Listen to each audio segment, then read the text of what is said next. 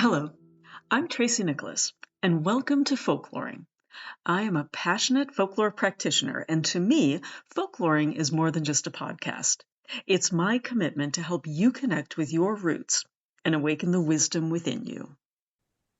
Hi, everybody, and welcome to this episode of Folkloring. And today I'm here with Samuel Thomas Holland, who is an energy coach in the niche of hypnosis plus mediumship. And we're going to talk all about that today. So, welcome, Samuel. Thank you for having me, Tracy. And welcome from sunny Melbourne, where we've been having a lot of rainy days Oh, of it's late getting at to the be same nice there time. now. We're looking forward to But, winter, but it's nice for you. well, we've had the longest winter here for a long time, so yeah, yeah. Climate change has definitely hurt on the tree. Yeah. So, before we start, I want to ask you, have you been folkloring lately? And if so, how? Yes, well, actually, because of myself being a uh, professional opera singer and performer for 20 plus years, having both Australian experience and international experience, be it Switzerland, Cape Town, uh, Paris, Berlin, and England. Um, it's definitely been more of late coming with like what get the word out, Sam again. the uh, the current show that we're going into at the moment, which is called Bladderette, about pirates, puppets, and sea shanties of fun, is the synopsis of the story. Very cool. And so, yeah, we found the nightmare fuel that is my puppet of the figurehead lately, and so that's very, yet again, serendipitous of how all that came into effect. And then also before today's podcast with yourself, we were going to we have auditioned and secured the role of Prometheus for a show called what was it called? Something chaos. Low key chaos. Thank you. Okay. Um, and um, and so I got a message just before we started today saying we believe Poseidon would be a better fit for a role for you, as they've seen my vocal and acting audition tapes recently, and that was their decision. And I have to get back to them. And yeah, when I tested just before we came on what role would be better, I didn't get a yes or a no. Okay. Both were yeses. So I think I'll have to do a jot down of pros and cons of what Prometheus is and pros and cons of what Poseidon is to really decide which role to take on board. But I thought that was very serendipitous of what we're bringing forward today as well with the goddesses later on. Sure. Yeah. Yeah, Mm, absolutely. Yeah, for me, I've mm. been doing my folkloring in the kitchen. And I made bone broth yesterday. And so I was completely out, which surprised me. And then, froze it up for use later in soups and stock and stuff. So I did that. And then I also made a magnesium body butter. So that's, yeah, because I don't take supplements, but my magnesium is typically low. So I ended up making that. So I'm excited because now my skin is no longer so dry. So that's what I've been doing lately. And I'm hearing from spirit and your adrenal glands say thank you for it as well. Okay, so let's start in. And can you tell listeners about yourself and who you are and kind of the path that you took to get to where you are today? And then we'll talk a little bit later about what you do. Definitely. Well, my past started, I guess, as many who have a spiritual or energetic awakening, as I call it. For this happened for me during the 2019 lockdowns, which we had huge ones in Melbourne, Victoria, which I'm sure a lot of people would see and know about in the United States Yeah. just via social media, of how it all went down. Nearly 3 years of long lockdown procedures that happened here, and yeah, I was working as a security officer with the Department of Justice at the time, but I'd also worked in various fields, other security roles. And that was when I was starting to understand more energetically, and I could see when I was at the um, what they called the South Melbourne markets here, which is a huge indoor market complex, beautiful old-fashioned market complex, doing security officer work there as well, and being abused, berated, almost assaulted a few times as well, Wow. due to people's energies, um, and then of course learning how to observe rather than react towards the end of that tenure, thankfully. And I want to share something quickly. While I was there, there was a you may have heard of them, reptilian extraterrestrial energy step forward. Definitely, they're not malicious, but just observe. I use the word observant again.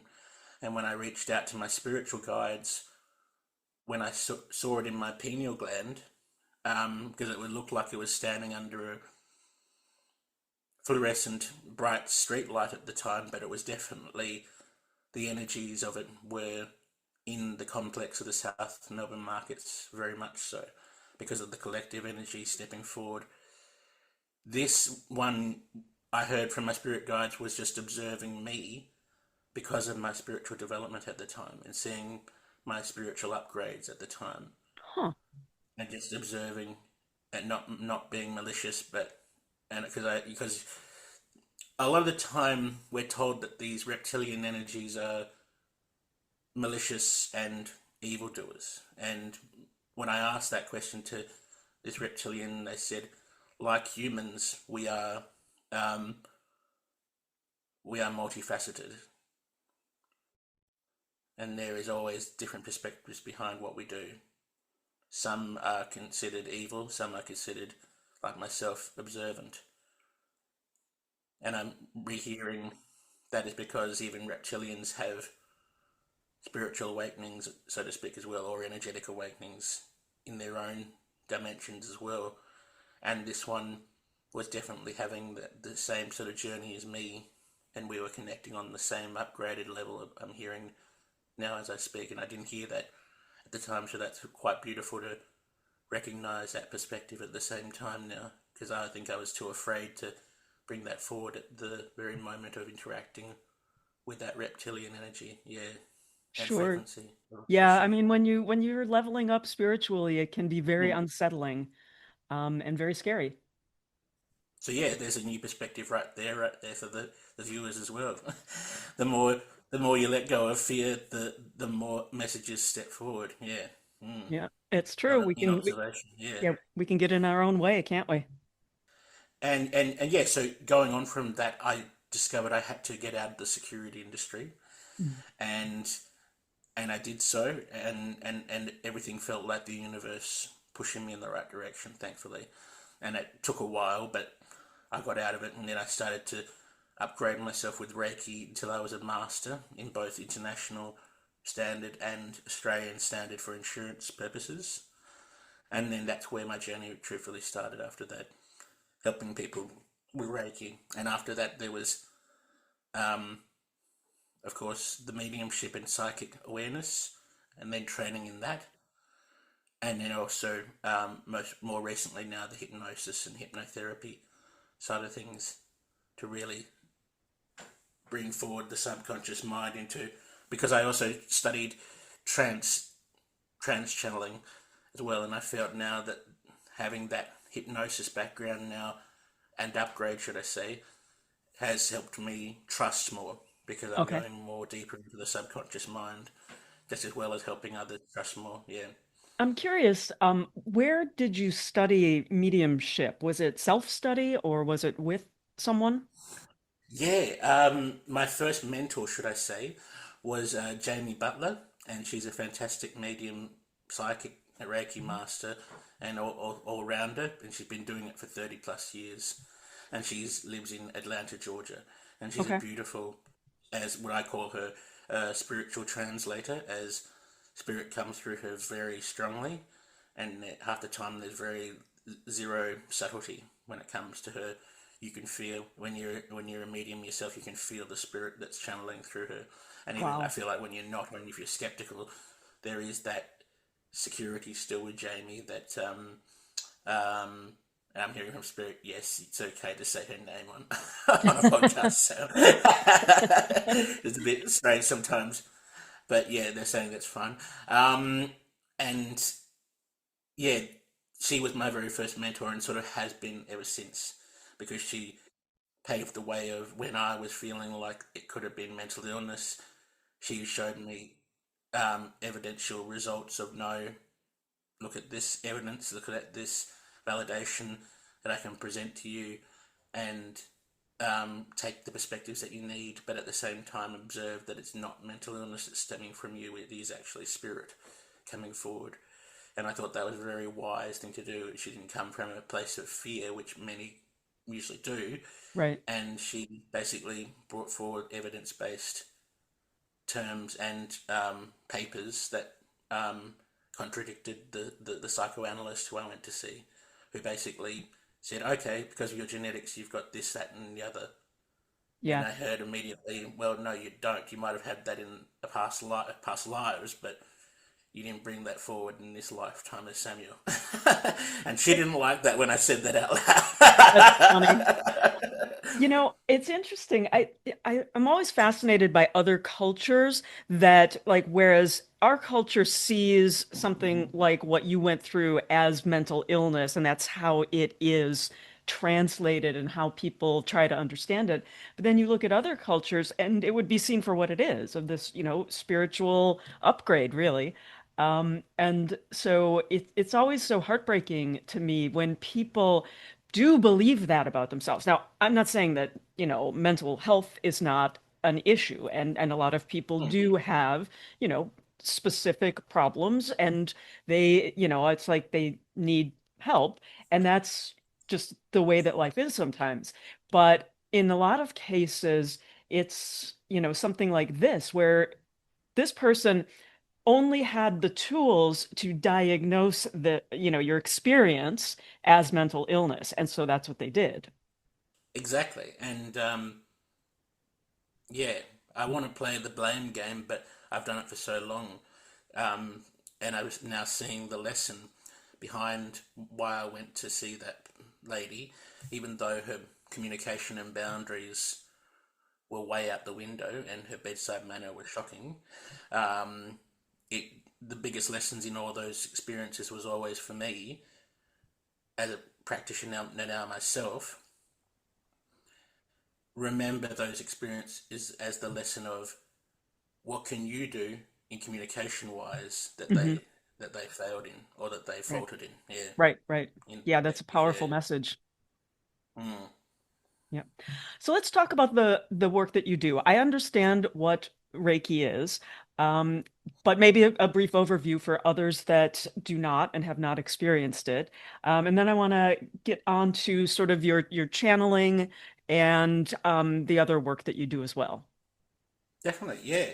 Well, I guess the best way to describe Reiki is it began, well, even Jesus did it, should I say, way back when, because he went abroad and, of course, studied all the different healing art forms, and, of course, Reiki came up, but they didn't call it Reiki back then. It was not termed Reiki until the late 20th century, if I recall, by a Dr. Mikao Usui. And of course, that's where we get the Usui method from, which is the most traditional method of the 1, 2, and 3, and then sometimes 3B to become the master teacher variant. Um, but most of the time, it's just 1, 2, and 3 in the variants of the Usui method, which is fantastic because, yeah, you then can teach and be a practitioner when you've done mastership, yeah. And so it's very free flowing and it's very subtle energy, and it consists of the chakras, which is our energy centers, from being red to the divine chakra of the triple purple at the top of our head of the crown. Yeah, so where the fears lie in the red root chakra, up to the triple of the purple crown. Yeah. And that's where a lot of the spiritual activity happens up there, of course. And so it also represents a bit of a extraterrestrial narrative of the triangle, at the same time as we associate flying saucers either triangles or saucer shapes half the time as well. And that's also when we see that it's either one chakra, or if you go even deeper, you can find the triangle shape, which really is that much more spiritual clarity. Yeah. And so I studied up to level 1 Reiki, and that was all I Mm. did. So, I mean, essentially it's energy healing, and you can do it in person or from a distance. Yes, and And I want to share. I want to share my perspective on which might help people understand what remote and online healing can do. I always say it to my clients as, think of your favorite song and the frequencies that that brings in you, be it happiness, sadness, or anything at all. And that is the same frequencies that remote distance healing with the symbols that Reiki provides us as a practitioner in both level 1 and 2 and 3. They all hold the same and different frequencies of healing.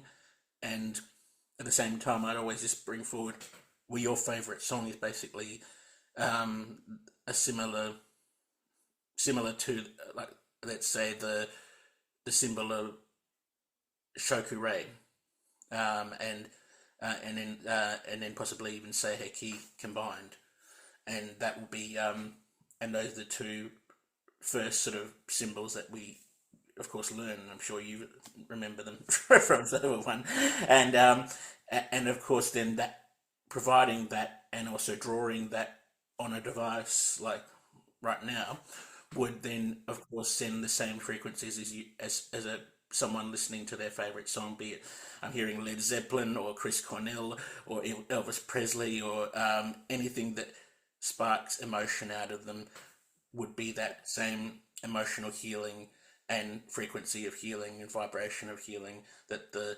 Reiki symbols represent remotely. Yeah, I hope that. I hope you understand yes, that. absolutely. That Yeah, was a great explanation. Thank you for that. So let's talk about the um, hypnosis part of things that you do. definitely. Well, that's been a recent upgrade, but even so, I've seen massive results. And what I really love about it is it gives, as I was speaking recently, gives a personal effect to what normal mediumship would be. Where normally I would be channeling the spirit of your passed away loved one or your spirit guide or guides, it is now your personal journey, and I feel that that will be really good as my niche now, and really it really is good for stepping forward with people with skepticism, because I've done a lot with people who already believe and already have their third eye hugely open, and just rebalancing that and bringing forward personal perspective into their narratives of their spiritual house, finding uh, passed away loved ones who they thought they couldn't connect to, connecting very easily, because I take I take you into your spiritual house, and then whoever needs to step forward for the message does, and those who I've already brought into those areas have had fantastic levels of clarity step forward for them, and really strong healing, and some of them have wept uncontrollably like a waterfall, and yeah, it was amazing, and your heart drops into your lungs when, as a practitioner, when that happens, because you know that something true and something real and something profound is happening when someone starts weeping uncontrollably. And I've had that during normal mediumship readings as well, and you just have to sit there and wait for them to collect themselves, Right. and then continue on with spirits communication, of course. And so that's prepared me also as a practitioner now with mediumship and hypnosis combined, because then I know now when people start to cleanse themselves in that manner, and it is a cleanse, I must say that right now, um, there is that much more clarity stepping forward from perspective on both parties, mirroring, yeah. And that was it. I was sort of taught in the training of the hypnosis training as well, of there will always be a mirroring aspect between you with the client, and so be prepared for that. And that's already a sort of, there's already an empathic mirroring reflective aspect with mediumship just as much. And I want to share something quickly with sometimes when the spirit wants to reach out and caress someone who's crying in front of them, or who's trying to find clarity or something within them. In normal mediumship, I can always feel a tightness in my heart. Okay. In my heart chakra, like the spirit's grabbing with their hand on my heart. I'm going, can you please let go? I'm trying to deliver your message here, and you're squeezing my heart. But thankfully, I haven't experienced that yet with the mediumship plus hypnosis, because it's more of a personal journey for the client, and their relaying is more of their mediumship personal experience, as well as being in hypnosis, subconscious mind, deep clarity. Yeah. Yeah, and I suppose that, I can see where it would be good for the skeptic. I'm wondering if they go through a session with you where you do the hypnosis and the mediumship, and so they're having that experience themselves, and they're feeling it, they're getting their messages. Does it make it easier for them to then continue to connect to spirit on their own when they're not in a session with you? Definitely, and I always just say after a session, now you can, and that gives, now you can do this by yourself.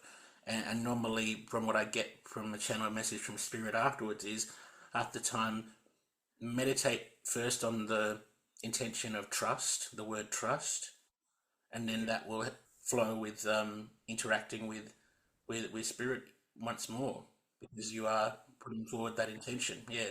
It sort of reminds me of, back when it was generally believed that people couldn't break a 4-minute mile.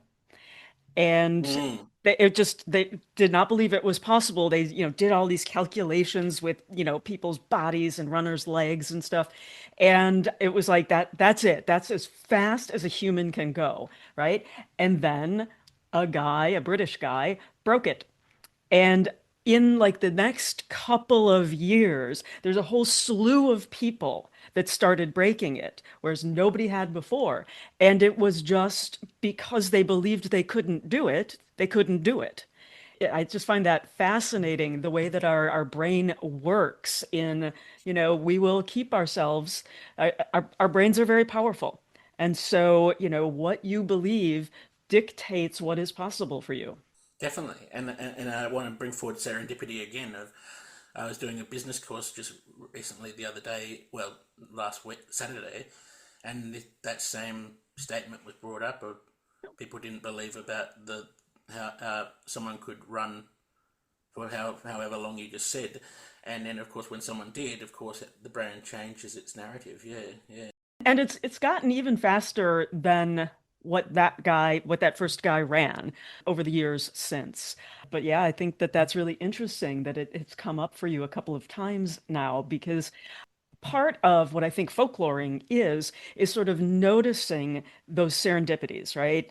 And not being like, oh, well, that was just a coincidence, and saying, well, what, because of I the just heard right then, Tracy. No, there's never no coincidence. never, It's never. all serendipity. They're laughing. Yeah, yeah, yeah. Well, and that to me, again, when you're talking about bringing folklore into your day-to-day life, we're all busy and it can be hard to do. People don't have time. There are people who aren't going to be out here making bone broth or performing in, mythology-based shows, right? And so once you start to notice those things, that's incorporating the folklore and the symbolism of what it is into your day-to-day life. And, for me, one of the things that happens to me all the time, I think this is going to be the first time I've talked about this. I get earworms, right? And I have started to say, okay, why this song in this moment? And I start paying attention to that. And it's like, what is spirit trying to tell me through ramming this song into my brain? And I can't think of anything else but this song over and over in my brain. And that's been really interesting for me, in part, like anything else, and I've talked about this before, it's our interpretation that is important. So how I'm interpreting what that particular song means to me, is it spirit sending me that song? Maybe, but it doesn't matter if it's spirit or not. It matters that that song showed up and I looked at it in a particular way. So I think that paying attention to serendipity will serve people well. Exactly, and I just want to share something quickly with what you just brought up, and what was stepping forward when you were speaking of it so graciously, and so givingly. Thank you. And I just want to share with the audience as well. When we do hear those serendipitous moments of a song stepping forward, it is always needing to be observed more than anything, because it's actually the frequencies of Archangel Sandalphon stepping forward, helping deliver either messages from past loved ones or spirit guides, as their Archangel grace and frequencies and vibrations are that much more impactful, and that is their mission, to bring forward sound, music, and the lyrics being meaningful, and that's their impact onto Gaia, planet Earth at the same time, and of course needing what either a collective needs to hear the message if they're observing it, or what an individual such as ourselves need to hear when we're hearing the lyrics specifically designed for us. And that's always Archangel Sandalphon to the highest degree of their frequencies and vibrations, stepping down, lowering their vibrations, if you will, to deliver that message, because half the time other spirit can't get to us as succinctly, I'm hearing, and as sort of powerful in clarity. But Archangel Sandalphon, because that's their mission, that's their goal, that's their frequency in life, so to speak. That's their mission, pure and simple, to reach us with those frequencies and serendipity. Yeah. Hmm. Hmm. Mm. Yeah, I mean, I think that, symbolism that way can be so powerful and we respond so well to it. And, I think that the vibrational part of it is really important because our vibration, the Earth's vibration, we talk about these things like, people are like, oh, raise your vibration. Well, no, our bodies really do vibrate at, in a particular level. And there is a set of frequencies in which we're healthy if we're vibrating. And if we kind of get too high or too low, then we start to lose good health.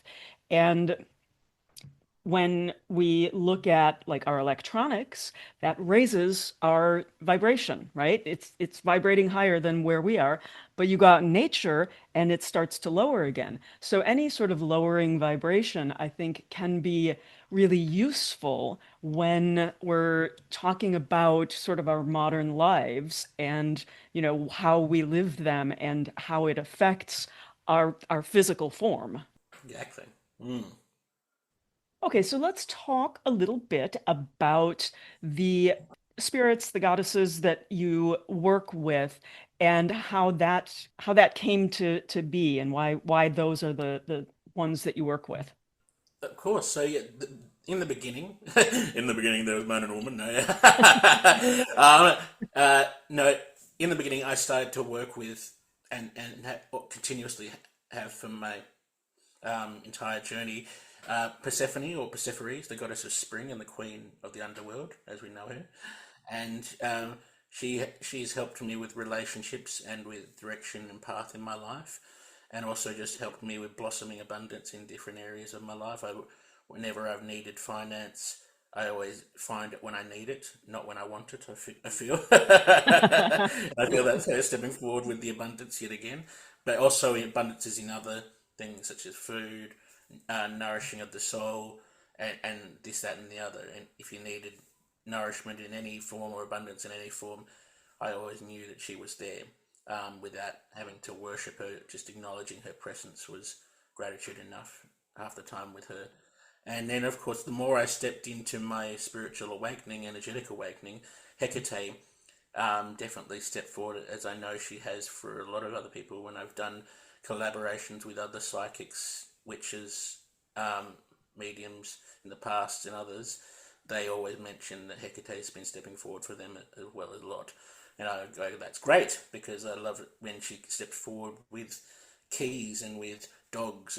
But going back to Persephone, quickly, after my second level of Reiki, I came home exhausted, but at the same time I looked over and I saw something above, because I have a statue of her over here, over there, on the windowsill, almost like a sort of altar with her and Hecate at the same time. So that's also a bit of my give back to them of giving them crystals, giving Hecate keys Hmm. as well, knowing that. And I hear at the same time, whenever I find a dog statue, that would be another nice little gift for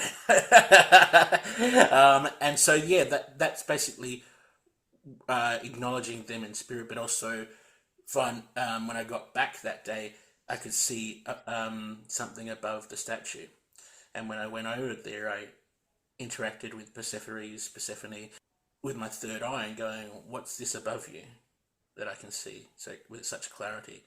Because of being in such a high vibrational state after the second attunement, of course. And she said, "Samuel, it's a portal, Oh, and let me show you how to close it."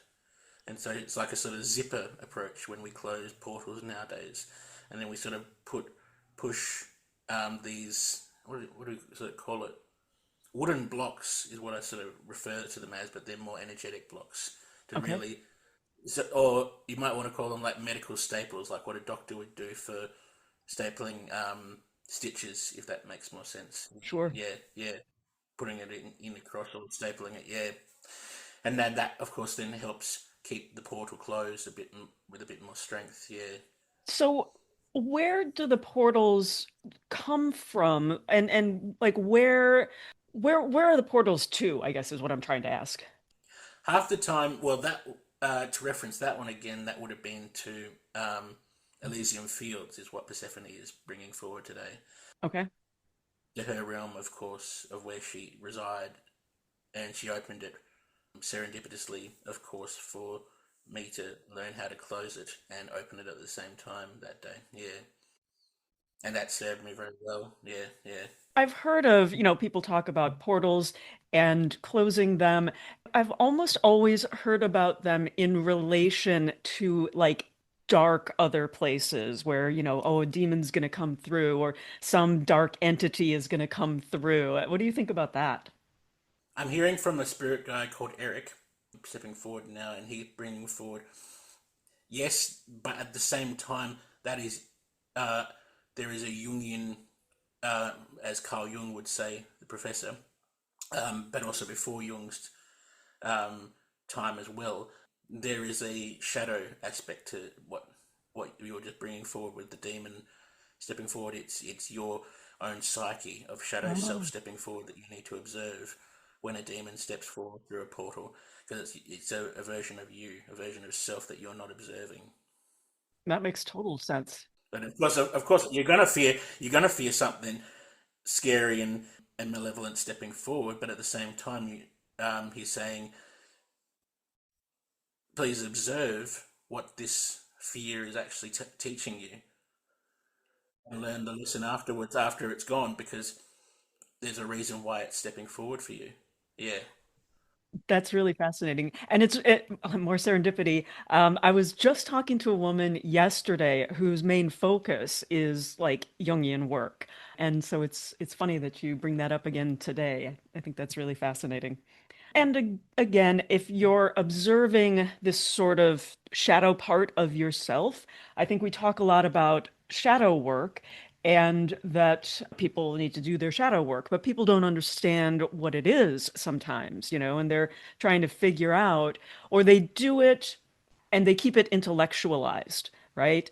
Oh, because my mother was a narcissist, I now pick emotionally avoidant men because I'm chasing that love, and they think all of that, but then they still like keep engaging in those behaviors that are not healthy for them.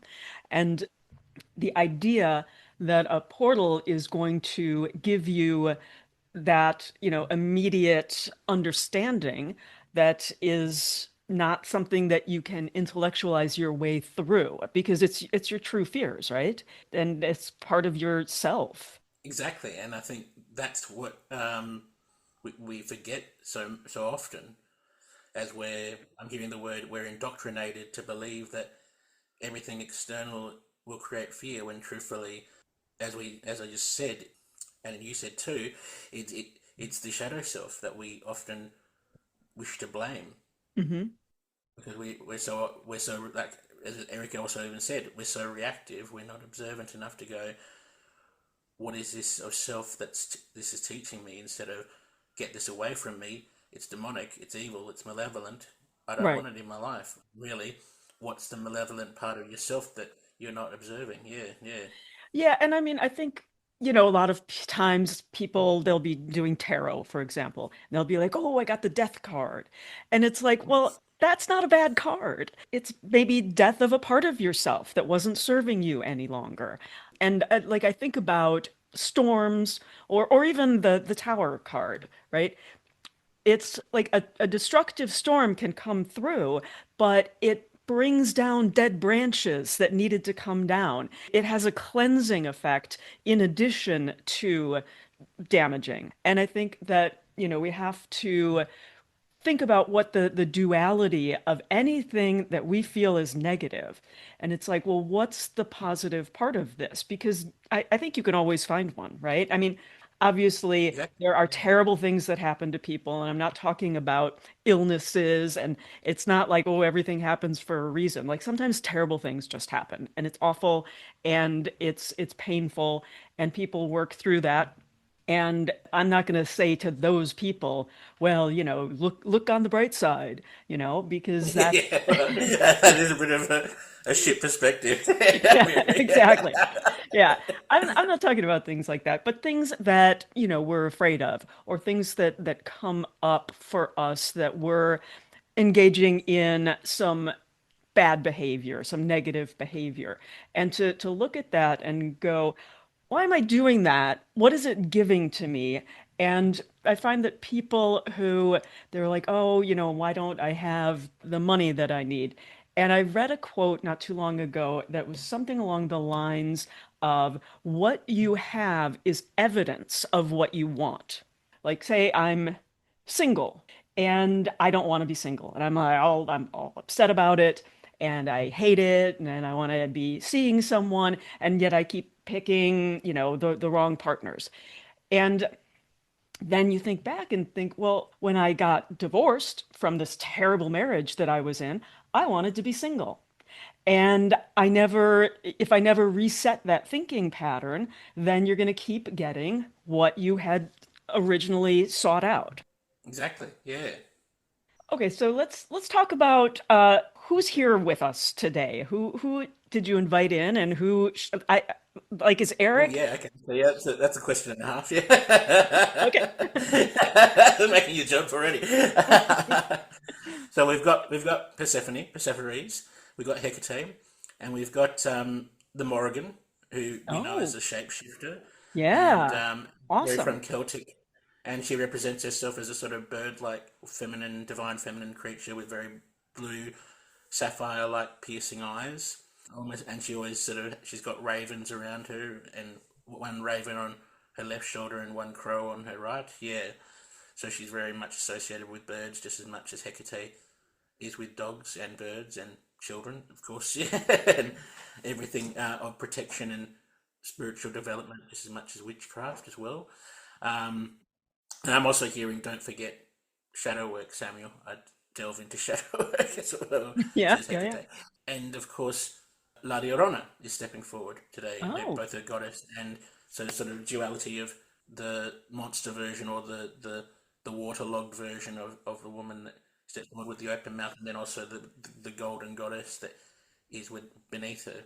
But I've never seen her like that, so I'm very grateful for her showing herself in that way today. So normally it's just the goddess version, or the urban legend version that people associate with her. Yeah, so that she's promoting duality today is definitely beautiful. Yeah, that's interesting because right when you started to talk about La Llorona, my screen started glitching. I saw that too. Yeah, It's like, ooh. And I typically, when I'm thinking about that duality, my coven works with Frau Holda. And so that's normally like immediately where my brain goes when I'm thinking about goddess of duality, the fair and the foul. I'm hearing she's with you right Oh, now as we speak as well, so oh, she's definitely interacting with us today as well. So, that's great. So let me ask this. I am taking a class right now in advanced magic, and I had a lesson last week. Basically, it was about building an altar to the god and goddess, right? And so I haven't historically worked very closely with any god, certainly not, but really not with a goddess as well. So are there any opinions out there on which goddess would be right for me to gravitate toward at this time? And which god? of course. The Morrigan steps forward first, and the name Odin steps forward for a god to Ooh, start working with first. Yeah, interesting. Odin and Loki. Yeah, Odin and Loki together. Ooh, ooh. That's that's coming back to I'm bite hearing a me. bit of mischievousness, but also a bit of grounded clarity at the same time with Odin being so stoic. Yeah, That's funny yeah, because it's always the joke that I say, and this is coming back to bite me now. When someone is like, "Oh, God bless you," I'm always like, "Which God?" Because if it's Loki, I'm in, right? yeah. I mean, yeah. So yeah, she definitely says Loki and Odin Okay. together because the grounded duality and the Hmm. comedic side at the same time. Hmm. Yeah, Okay. she steps back now, so I thank her. And then Persephone slash Persephone steps forward. And who are we working with? First, Hera steps forward. Oh, okay. This feels like a bit of a triple thing happening here. Hera, Aphrodite for love, Uh-huh. unconditional, and perspectives of love. And then I'm hearing yet again Zeus and Hermes, with Hermes being helping you with your messages to the Hmm. collective, and Zeus being yet again like Odin, the stoicness and the divine masculinity that you need to present those messages to the collective through your podcast, Got it. and the lightning that you need to sort of deliver your messages with that much more clarity. That's very cool. I'm hearing even Zeus has a divine femininity about them that stems from the lightning that really helps sort of just bring duality into clarity. When you were talking about Hera and Aphrodite, you said triple goddess, but I didn't know that I heard a third goddess. Oh yes, Artemis Oh. for nature. Yeah, nature and nurture. I'm hearing coming forward. Yeah. This is really fascinating to me because my on my father's side of the family, they came from Greece. And we've even got the Ellis Island record that shows when they got here and what ship that he was on. And so when I was growing up, we kind of leaned into that. And I think the first book, not 100% because I was a kid, but I'm pretty sure the first book on mythology or folklore, anything like that, was a book of Greek mythology. And it's always been like such a big part of my life, and I was fascinated by all of that.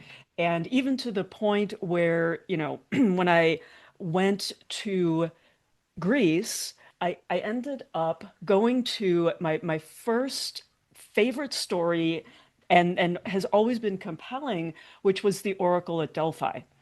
And Mm. so like that was one of my like, bucket list destinations. And I will say that I have never felt I almost always feel at home. I never feel like I'm out of place or like I feel like, I could have grown up here. But there, in that one spot, I have never felt like I belonged more than right there.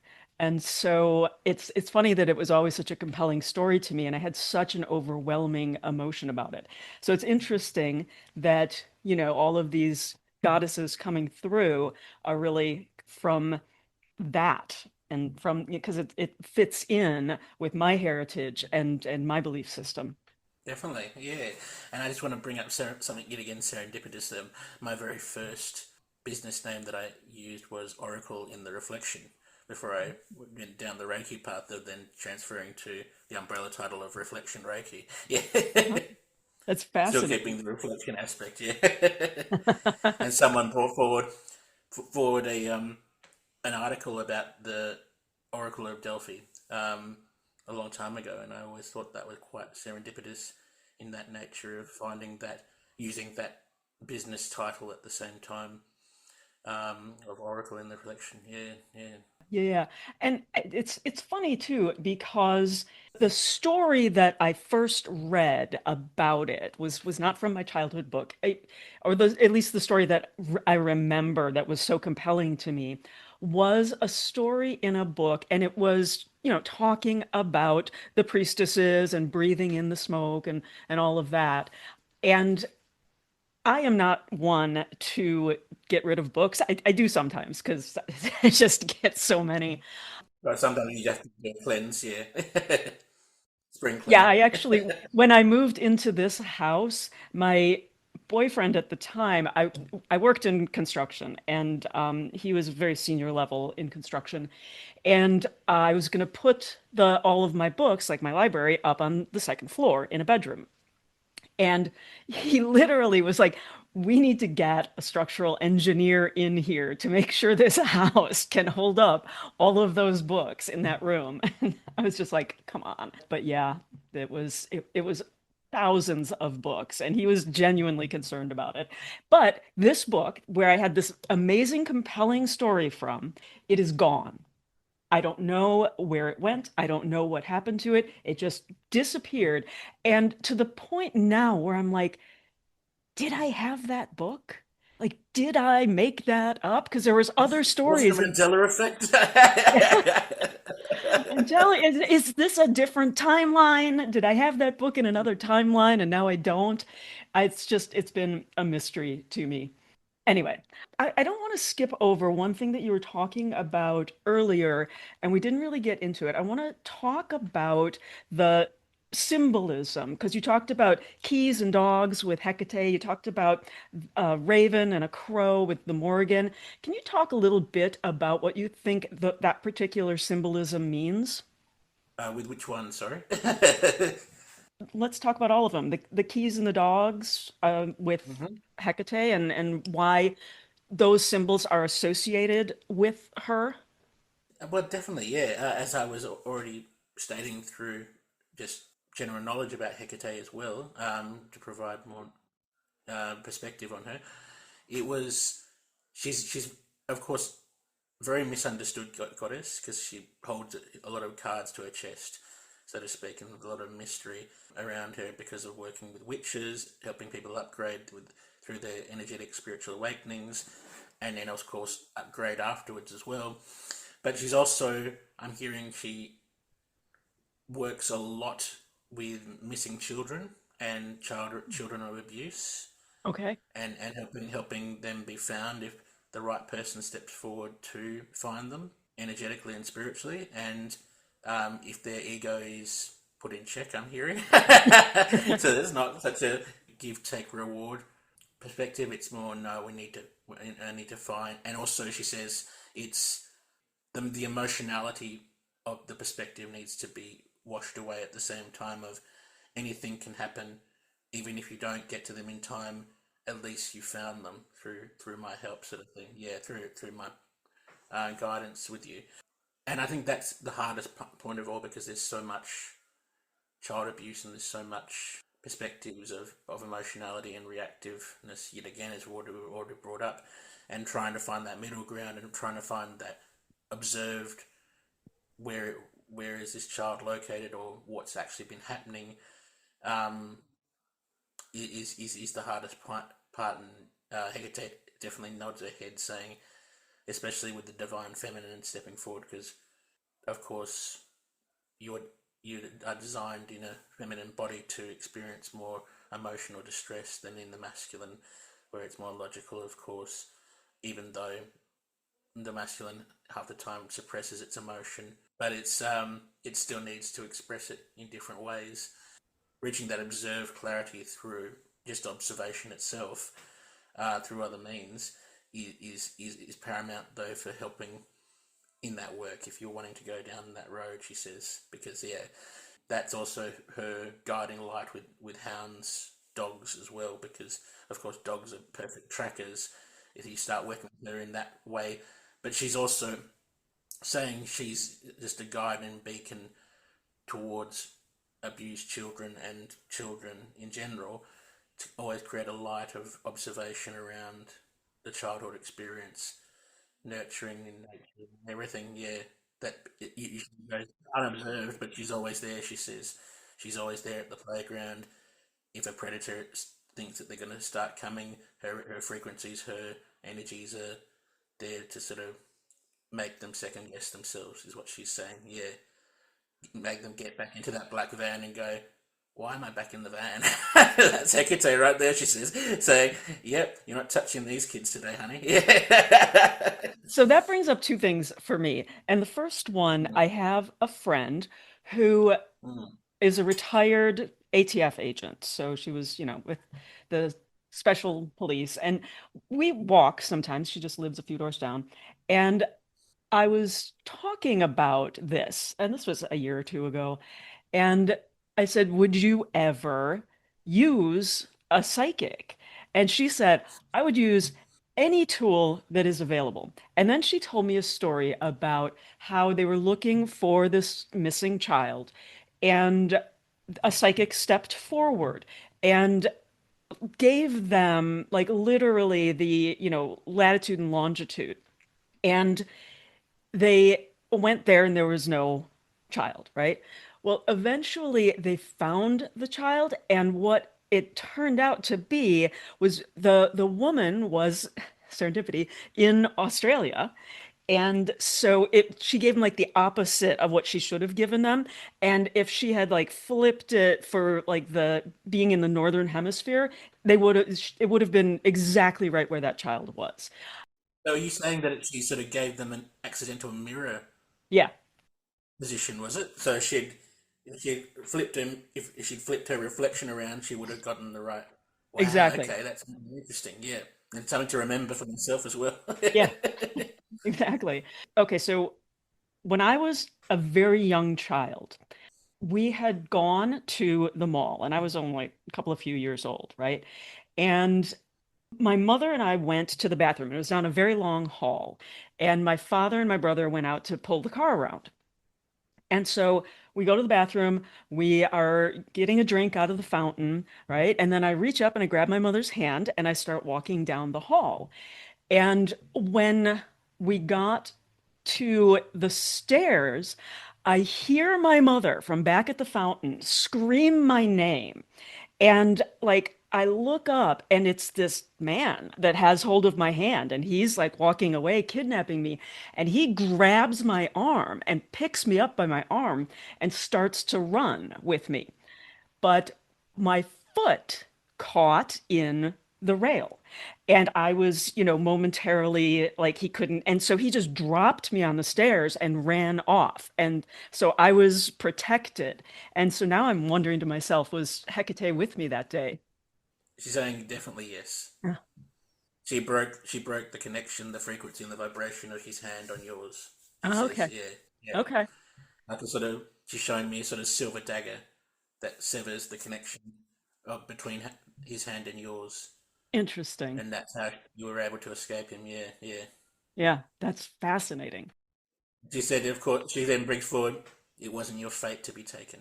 Oh, interesting. Some children it is, and I Yeah. can't intervene, but that day, that day, it definitely wasn't your fate to be taken. Yeah. Wow. Well, thank you. Mm. She nods her head, going, "I'm Yeah. glad to help." Happy to help. Yeah. Okay, so is there anything else that anyone who is present with us today wants to share? Yeah, La Llorona steps forward, Oh, and I'm being shown a vision of those sort of Mexican, very high pyramid things with the steps. yeah, yeah, yeah. That makes sense? Yeah, yeah, the pyramids with the, and I can't for the name of me remember the name of them. It's like something like Hikasagin something with a H. Yeah, yeah. But it's very unclear. It's like sort of jumbled up words, and of course it's probably Mexican spelling Yeah. mixed with Spanish at the same time. So, um, so something with a H. Mhm. Audience will probably be able to Google it Yeah. after the podcast. Yeah, and so she's bringing forward that this is where she not began, but this is she began sort of. She's bringing forward the word Aztec. Aztecs were in this area, and they were. This is where her story sort of almost began in a historical way of the goddess perspective of her before her as, and she brings forward the name Maria as the woman who, the incarnation of her that became the urban legend. She says forward. This is the golden goddess of, she's saying, sacrifice, and she did help with harvest, and she did help with abundance, much like Persephone at the same time. So they both have a sort of similar, just different cultural aspects, of course. And she also brings forward when hunters lost their way, she would always be a guiding light in the darkness to find their way home, sort of thing. Yeah, Very interesting. and she always was that. She always said she was always there to greet every baby that was ever born in that culture as well. So she was always that. Well, not just her, but she said she was always there when new life emerged in the culture. Yeah, just as much in nature as well as with the human experience as well. Yeah. Yeah, there's that again, that whole duality of the good and the dark. And I really like that. I'm drawn toward goddesses like that with that duality. And even in Mm. folklore, Baba Yaga is like my favorite character because there is an ambiguity to those, kinds of dual nature. And that's what we see in ourselves. And so it makes the gods or the goddesses or the characters seem like I'm more connected to them because of that, because I'm going to see that in myself. And we were talking earlier, don't ignore the darkness that is part of you. Exactly, and La Llorona is definitely a huge example of this. Yeah, and she keeps referring to it as this was not my first time round. Though I was on the land before even humans existed. I was there in prehistoric times with the dinosaurs as well, and seeing them grow and die off, and then human beings emerge, sort of thing. So she's been around for a long time, is what she's bringing forward. Yeah, Interesting. I wonder what form she was in back all those, millennia ago. streams of light, she said, Oh, more in prehistoric times, okay. because All there right. was no need to present herself in a humanoid form Right, right, right, as she right. does with urban culture now, and also urban culture back then with the Aztecs as well. Yeah, because it's just more easier to see humanoid form than it is to see frequencies of light. Right. Exactly. Yeah, and of course she said it's easier because of course the dinosaurs didn't talk, so Yeah. as much it was different. They talked more in frequency as she did, and so communicating with them was on another level. Yeah. Mm. That totally makes sense. Okay, so if nobody else has anything that they want to share with us, can you let people know where they can find you? Definitely. At the moment, you can call me either on probably best on WhatsApp with Hmm. international calling 61 415 939 325 Hmm. or info.reflectionreiki@gmail.com. Got it. And I will put those in the show notes so people will be able Please to do. find you. Yeah. Okay, well, thank you very much for taking the time today. I really appreciate it. This was fascinating. I'm so glad that we got a chance to have a little dialogue with the goddesses and learn a little more about that and learn more about you. And yeah, I'd love to hear you're working with the gods and the goddesses that step forward for you in a bit of a debrief in the next couple of months or years, or maybe, or not even years, hopefully, but in the next couple of months when you but possibly implemented them in your life. Yeah, Yeah, absolutely. And part of what my class is that I need to build the god and goddess altar, and then there are certain things to, give offerings every day and that sort of thing. So that's something I'm going to be working on. So hopefully I will have something to report back soon. definitely. Yeah, I'm looking forward to it. Yeah. Yeah. Thank you. And thank you, and thank you for your time and allowing me to share everything that was shown today. And hopefully, the audience has definitely taken away some information that they never thought was, or perspectives that they never thought possible today. Yeah. Mm. As always, thank you for listening to Folkloring. If you have any questions or comments or would like to suggest a topic for a future episode, please email us at folkloringpod@gmail.com or message us on Blue Sky, Facebook, or Instagram. Other places you can find me are at the Folklore Podcast as the theater, film, and storytellers correspondent, or creating folklore-inspired games at madmenandheroes.com. Stay curious, stay connected, and keep the traditions alive. And I hope that wherever you are, folklore is making your life more magical.